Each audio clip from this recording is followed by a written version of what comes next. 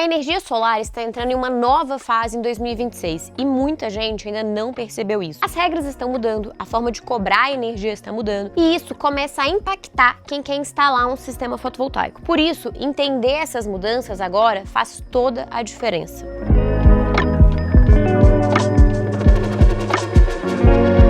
Mas antes da gente começar, eu quero te lembrar que esse vídeo é um oferecimento da Clamper, líder nacional na fabricação de dispositivos de proteção contra surtos elétricos. Agora que você também já deixou sua curtida aqui nesse vídeo e vai começar a seguir a Clamper, vamos falar sobre a primeira mudança para 2026, que é o aumento na cobrança do fio B. Essa cobrança ficou conhecida popularmente como taxação do sol e foi criada pela Lei 14.300 lá em 2022. Para quem não sabe o que é fio B, ele é uma parte da tarifa de energia elétrica que cobre os custos de transporte de energia pela rede de distribuição, aqueles postes que a gente vê na rua. Antes dessa lei, quem tinha energia solar podia compensar 100% desse valor e 100% de todas as componentes tarifárias.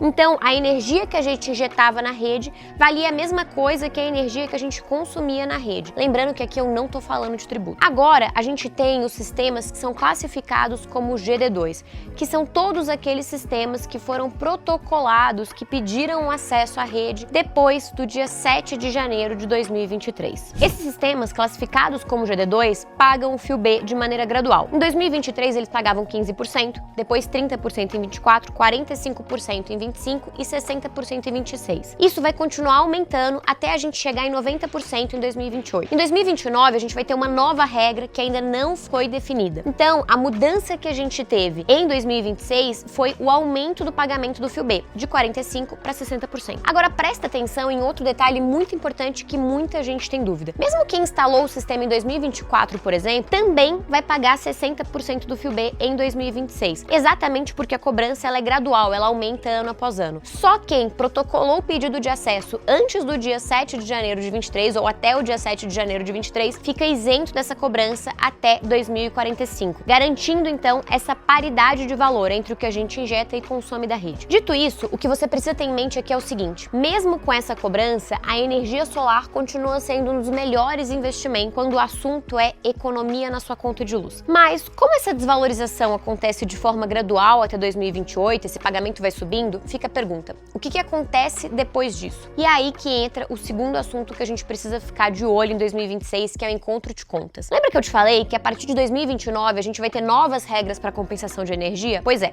essa nova regra vai ser definida através desse processo que a gente convencionou chamar de encontro de contas. Quando a Lei 14.300 foi criada, ela trouxe uma determinação importante. O governo, através do Conselho Nacional de Política Energética, o CNPE, que é o órgão de cúpula do setor, juntamente com a ANEEL, que é a agência que regula o nosso setor, deveriam calcular os custos e os benefícios da geração distribuída para o setor elétrico. O CNPE tinha um prazo de 6 meses para apresentar as diretrizes para que a ANEEL, então, fizesse esse estudo, fizesse essas contas, sendo a responsável por isso. Em tese, a partir do momento em que a lei foi publicada, a gente deveria conhecer essas novas regras em 18 meses. Então, todo esse processo deveria ter sido concluído em julho de 23, mas ele não foi. O CNPE atrasou e só publicou as suas diretrizes em abril de 2024, e aí, com isso, a ANEEL também ainda não avançou de maneira significativa no cálculo, na realização desse estudo. Então, infelizmente, a definição dessas novas regras acabou ficando para depois. Com isso, muita gente continua instalando o seu sistema sem conhecer o que vai acontecer em 2029 para frente. A boa notícia que a gente tem para dar, ou na verdade um update, uma atualização que a gente tem para dar sobre isso, é que no finalzinho de 2025 foi aberta uma tomada de subsídios dentro da ANEEL. Essa tomada de subsídios, que fica aberta até a primeira semana de março de 2026, tem o seguinte objetivo: colher contribuições da sociedade para que a gente ajude a agência a entender o que ela deve considerar nesse encontro de contas, o que ela não deve considerar. Tem exemplos internacionais que podem ser utilizados ou não, e até mesmo quais são possíveis alterações que ela pode trazer como fruto desse processo que a gente chama de encontro de contas. A tomada de subsídios é a primeira etapa da vinda de uma nova resolução normativa. Então, o que a gente espera é que tudo isso seja concluído de verdade lá para meados de 2027. Mas as notícias e os pontos de alerta para 2026 não param por aí. Outra mudança super importante para 2026 que a gente está discutindo é a obrigatoriedade da tarifa branca, uma tarifa horária,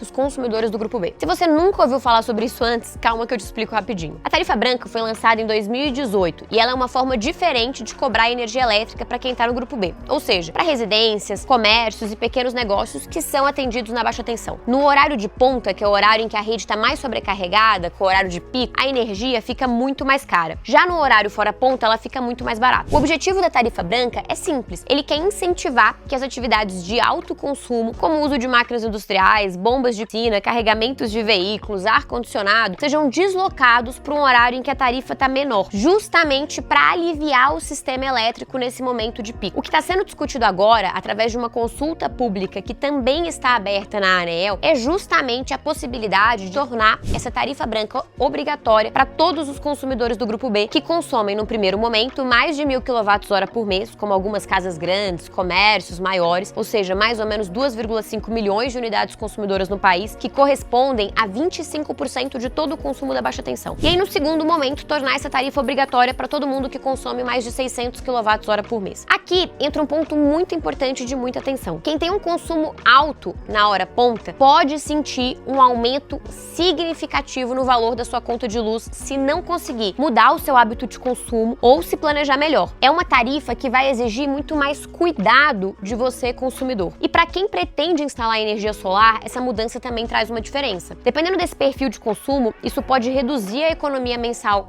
esperada em alguns casos e aumentar o tempo de retorno do investimento, que a gente chama de payback. Mas, por outro lado, dependendo também do seu perfil de consumo e da maneira como você usar o seu sistema, sobretudo se você colocar uma bateria, a sua economia pode ficar maior ainda. E esse é o outro assunto que eu quero trazer para vocês. Quando a gente junta tarifa branca, fio B mais alto e toda essa discussão de encontro de contas, fica claro agora que não é mais só gerar energia, mas ter controle sobre quando e como essa energia é usada, que vai ter cada vez mais valor nesse contexto. E aí que vem a quarta mudança para 2026, que é a maior busca por sistemas híbridos. Eu costumo chamar o sistema híbrido de um sistema em dois, porque além dele funcionar conectado à rede elétrica, ele também usa essa bateria para armazenar energia e despachar essa energia, seja para sua residência, seja para sua própria rede, quando faz mais sentido, por uma questão de preço ou, por exemplo, por uma questão de apagão, que tem acontecido bastante nos últimos anos. Na prática, o sistema híbrido vai ajudar a gente a lidar melhor com esse novo cenário. Pensando na tarifa branca, por exemplo, você pode usar a energia solar para carregar a bateria durante o dia, quando em geral a gente não está em casa, e depois usar essa energia armazenada na sua bateria para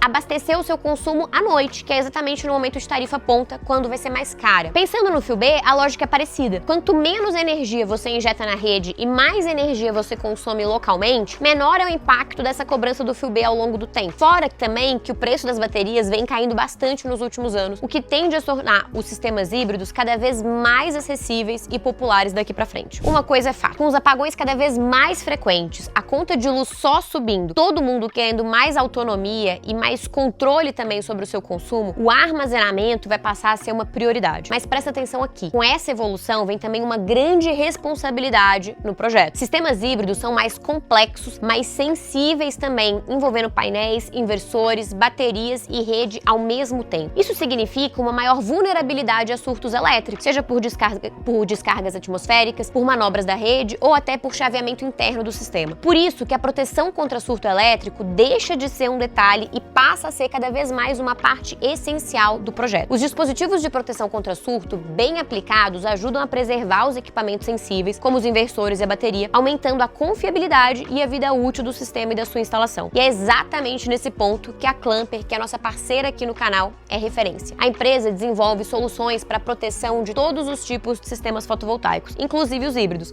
atuando tanto do lado da corrente contínua quanto do lado da corrente alternada da sua instalação. Inclusive, eu e o Vitor já fomos até a fábrica da Clamper para mostrar como esses DPS são fabricados e testados na prática. Se você quiser ver isso de perto e entender como esse dispositivo faz toda a diferença para sua instalação e também para a rentabilidade do sistema, é só clicar no vídeo que está aparecendo aqui do lado. Um abraço e até a próxima!